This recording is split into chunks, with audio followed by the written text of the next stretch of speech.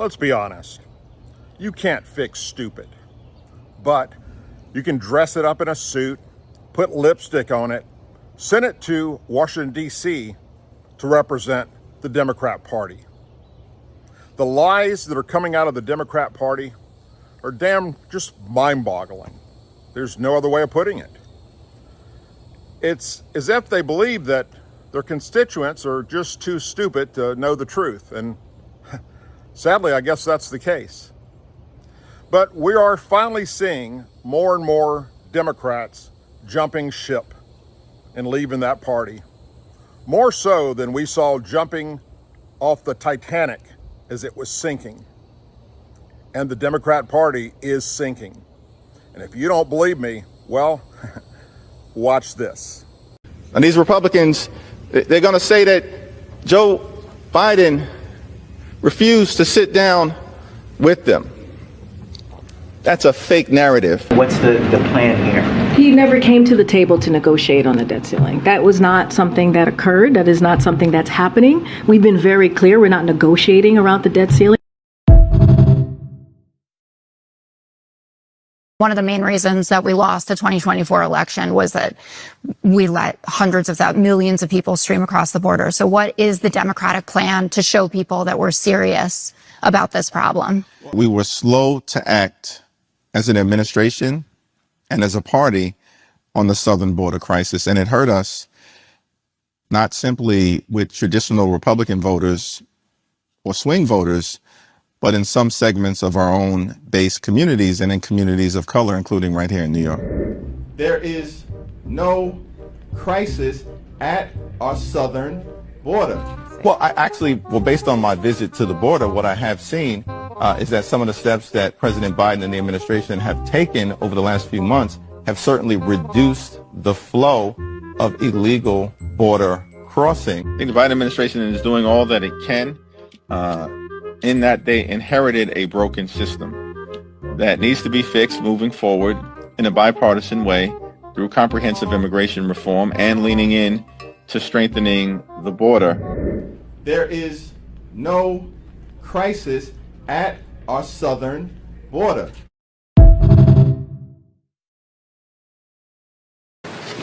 Morning, everyone. Morning. The economy is collapsing. Trump tariffs are raising costs on hardworking American taxpayers. Small businesses are closing. Businesses and corporations are unable to invest and hire people.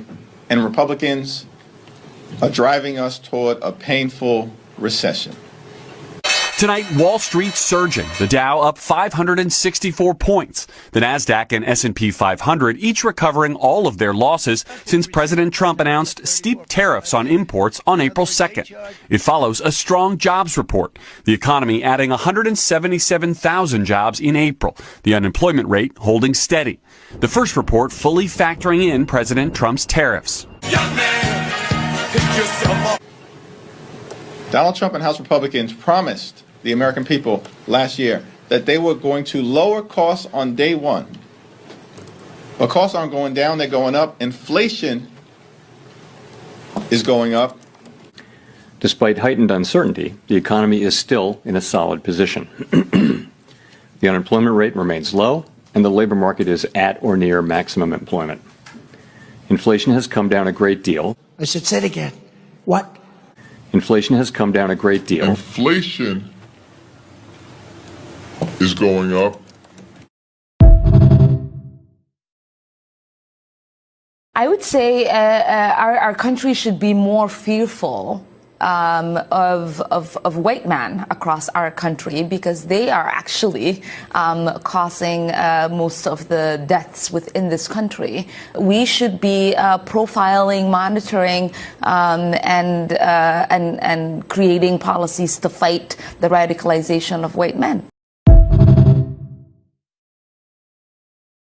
If they thought the first 100 days of chaos would break us, they were wrong. Because across this country, millions of us are standing up for our human rights and our democracy. Judges are fighting back to block these unconstitutional executive orders. Here in Congress, We are fighting back every single day. We are fighting to protect immigrant families from mass detention and deportation. We are fighting to prevent horrific cuts to Medicaid, SNAP, and Social Security. It won't be easy, but we must continue to organize, to speak out, and to build a future that reflects our highest ideals. If the American people do not wake up to what is being created, we might not have an opportunity to fight back the authoritarian dictatorship that is in the making. This is not just about going after public education. This is about going after the systems of governance we have in this country. Elon Musk, who grew up in apartheid? Yes. Trump, who worships dictators around the country? And strongmen are not interested in our constitutional republic. They are not interested in upholding our democracy. They are not interested in abiding by the Constitution as they sidestep the congressional powers we have in Article 1. They are not interested in abiding by the court orders that our judiciary system is doling out. So you, the American public, have to stand up. Democrats are ready to fight for your rights, to fight for the country we all love, to protect the America that so many people envy. But you have to also be willing to pay attention to what is happening and hold the people you send to Washington to represent you accountable. Good afternoon, everyone. Thank you all for joining us. First, I want to thank my partner in this, Senator Hirono, for her leadership in this work to repeal the outdated and dangerous Alien Enemies Act of 1798. The last time the Alien Enemies Act was invoked, it was used to detain and deport German, Japanese, Italian immigrants during World War II.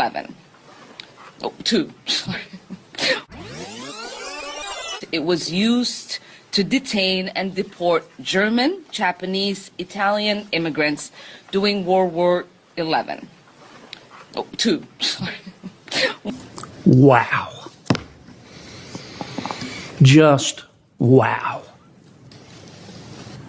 Thousands of families will be separated from the ones they love and the country they love.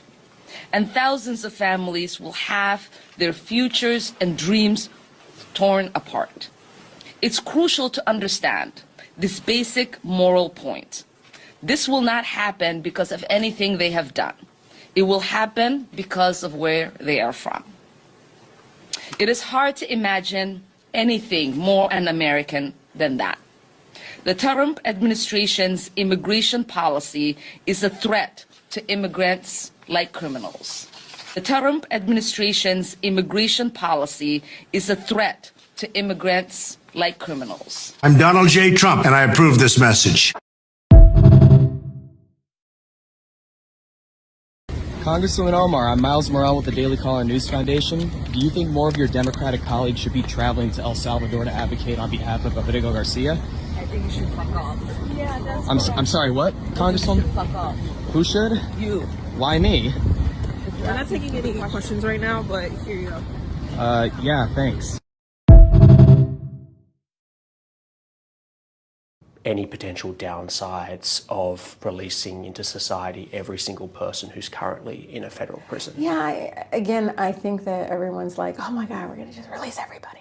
That's not That's what what I'm the act Yeah, says. but did you see how many people are mentally ill that are in prison right now? No, I know, but the act that you We're endorsed gonna actually says release everyone in 10 years. But think about it. Who are releasing? But there are like human traffickers. Oh, I know. Child. Here we go again. Sending $17.6 billion U.S. tax dollars with no conditions attached to Netanyahu's extremist government to drop more bombs on innocent Palestinians. The Israeli government has already killed 27,000 people. 11,500 of them were children. I'm tired of my colleagues coming to me whispering, I don't really like Netanyahu. Well, then why are we sending him billions of dollars with no conditions? He literally is telling us over and over again what his intention is. I'm tired of my colleagues coming and whispering to me, Rashida, I support a two-state solution. Great. Then send money that conditions for a two-state solution, because Netanyahu has over and over again told us he never wants to see a Palestinian state. So I'm tired. I oppose Netanyahu's war crimes and want him gone too. But many of my colleagues that continue to tell me that do not want a condition to aid. They give it to a genocidal maniac. My message to my colleagues is simple. If you don't support Netanyahu, if you're disgusted by the countless videos of lifeless children pulled out of the rubble, if you actually believe in upholding human rights and international law, vote no on a blank check to Netanyahu's genocide.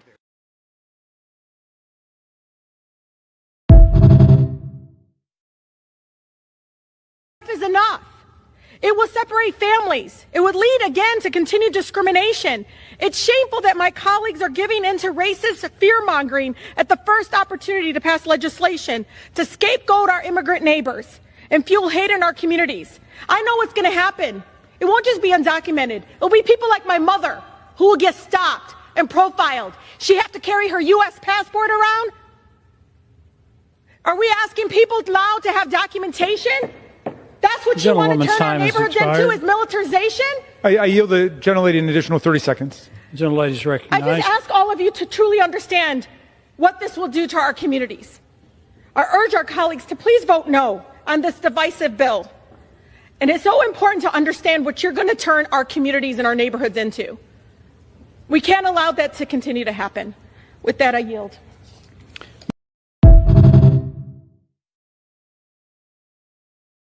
الموت لأمريكا الموت لأمريكا الموت لأمريكا. Not a great look. The mayor condemned it. The White House condemned it. But what about Congresswoman Rashida Tlaib? She reps Dearborn. Is she okay with her constituents chanting death to America? Fox Business correspondent Hillary Vaughn asked her. Watch. Congresswoman Tlaib. Fox News. I don't talk to Fox News. At a rally in your district, people were chanting death to America. Do you condemn? I do not talk to Fox News. But do you condemn chants of death to America? I don't talk to people that use racist tropes. Why can't you just say whether or not you condemn people chanting death to America? Why are you afraid to talk to Fox? Fox News is not listen, using racist tropes towards my community is what Fox News is about, and I don't talk to Fox News. Is death to America racist? Fox News. Is chanting death to America racist? I'm talking about your guys' racist tropes. You know, you guys know exactly what you do. I know you're Islamophobic, but you guys got to go deal with it on your own self. You're not going to use me. You just voted to do it. Y'all did it first, so you don't want to talk about it. Voted to do it. Order. I'm trying to get clarification. Look at, calm down. Calm down. No, because this is what y'all do. So I'm trying to get clarification. Crockett, you're not recognized. Miss Crockett. I can't hear you with your yelling. You don't want calm me down. No, can you please calm down? Don't tell me to calm down. Calm down. Because y'all talk noise, and then You're out of control. Because if I Look, Chairman, come and talk outside to shit take a about break her, for 5 y'all minutes? gonna have a problem. Mr. Order. Chairman. Chair, I don't know why okay. you're Order. acting Chair like now that. recognizes Not cute. Ms. Green for. You making all us look bad, sister. As it relates to X, he has never made a profit since he bought X. In fact, the value of X is 75% lower than it has ever been. So if I am going to go look for somebody to run a business, I'm going to look for someone who is going to run one successfully. And before people start screaming and yelling about, well, he's a billionaire.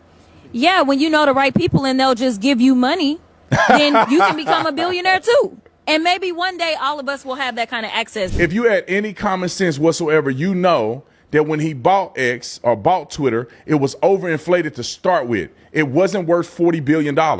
They over-exaggerated it. There was a whole bunch of bots on the system. And he said this at the beginning. We all knew this at the beginning.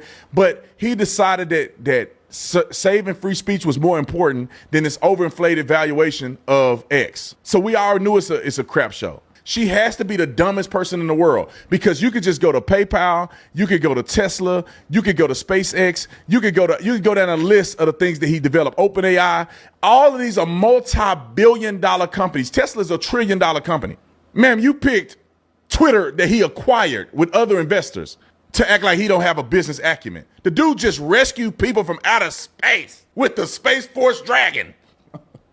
And what you doing? Your law firm, you don't made $26,000. You dirty little son of a gun.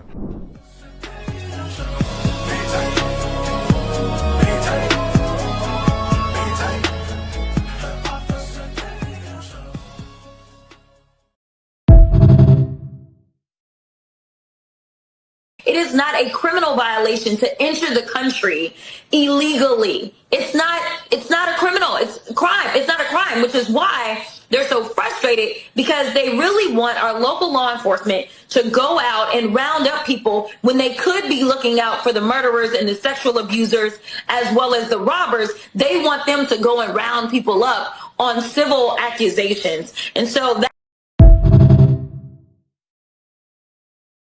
instead of publicly calling us the N-word, they use racist epithets and suggest that we're ghetto or unqualified or diversity hires, even though we're all more, oftentimes than not, more educated and qualified. When I first became a public defender, I had no criminal defense experience. And I walked in and I told my boss, Charlie, I said, listen, you should hire me. He said, why? I said, because I'm black. So I had to go around the country and educate people about what immigrants do for this country, or the fact that we are a country of immigrants. Right. The fact is, ain't none of y'all trying to go and farm right now. Okay, so I'm lying. Raise your hands. You're not. We done picking cotton. We are. You can't pay us enough to find a plantation. If you could tell Donald Trump anything tonight, what would you tell him? I would tell him to grow a spine and stop being Putin's hoe. If you could speak directly to Elon Musk, what would you say? Fuck off. That's it.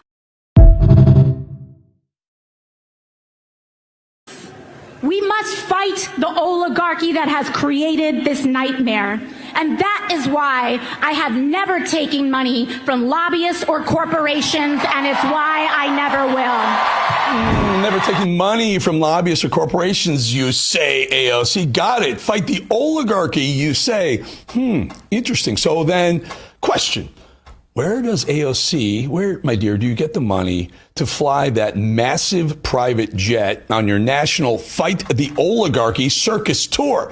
By the way, $77,000 for just 5 hours of travel. Think about that. 5 hours of travel. 77 grand. She only makes $174,000 a year before taxes. Sounds kind of steep to spend that kind of money. Did congressional salary pay that? Does it help cover the cost of that, AOC? I think not. So if it's not lobbyists or corporations, then who is it, Alexandria? Is it really maybe a good Hollywood friend? It's not Leonardo DiCaprio, is it? Because at the age of 35, you're about 10 years too old for him. Then who funded these private jets if it's not him? Does his name start with the G and end with a Soros and maybe Orge in the middle? Does it start with an A and end with a Soros, as in Alex, his son? Or does it start with A Well, you're a perpetual liar, and everyone knows it. Hey, I'm just here asking the questions of an elected official member of Congress who seems to be living quite the lavish lifestyle for someone who hates the oligarchy so much. Also, that's quite the carbon footprint, AOC. At least 5 private jets that we know about. So I guess no climate crisis going on there. Or is there magically less damage to the environment when you are trying to run for president? Who do you believe? The people who are trying to cut this, not, by the way, to cut from quote unquote undeserving people to give to deserving people, but they are cutting these Medicaid care and these Medicaid dollars to pay for tax cuts for Elon Musk and billionaires. So this money isn't even going towards funding better care for people who are eligible. This money is going, and we are cutting money and healthcare from people and families who are suffering to pay for tax cuts for the rich.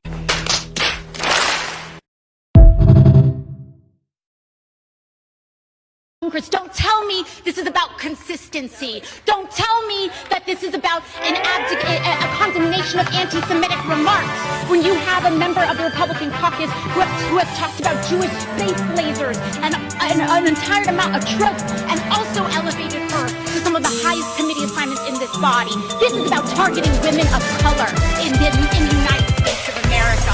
Don't tell me, because I didn't get a single apology. My life was threatened. Thank you.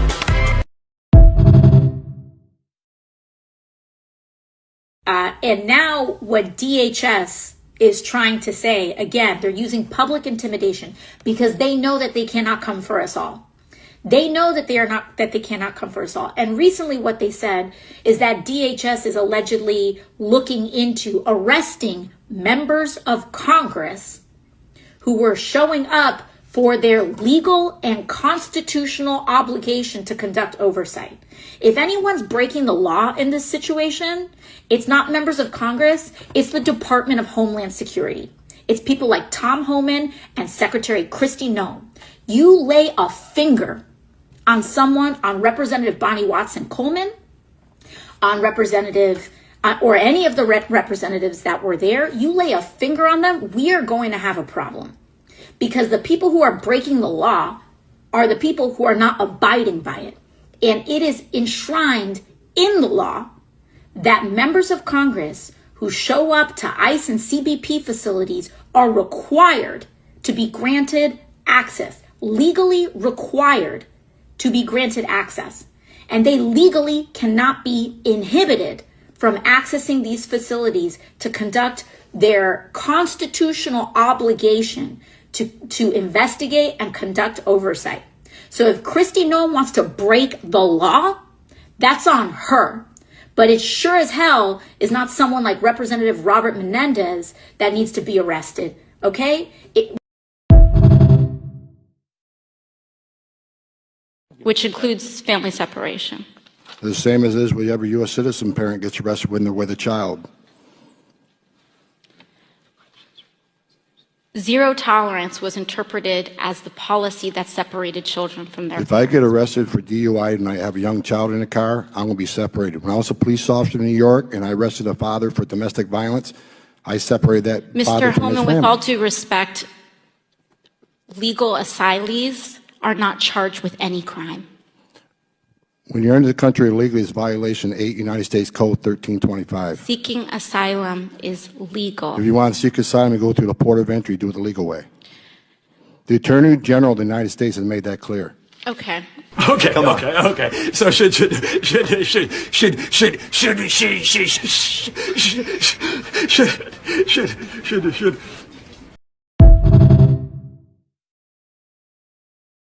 Move over Kamala Harris, Gavin Newsom, and AOC. This is the new mouthpiece for the Democratic Party. This is Congresswoman Jasmine Crockett. She represents the Dallas area of Texas.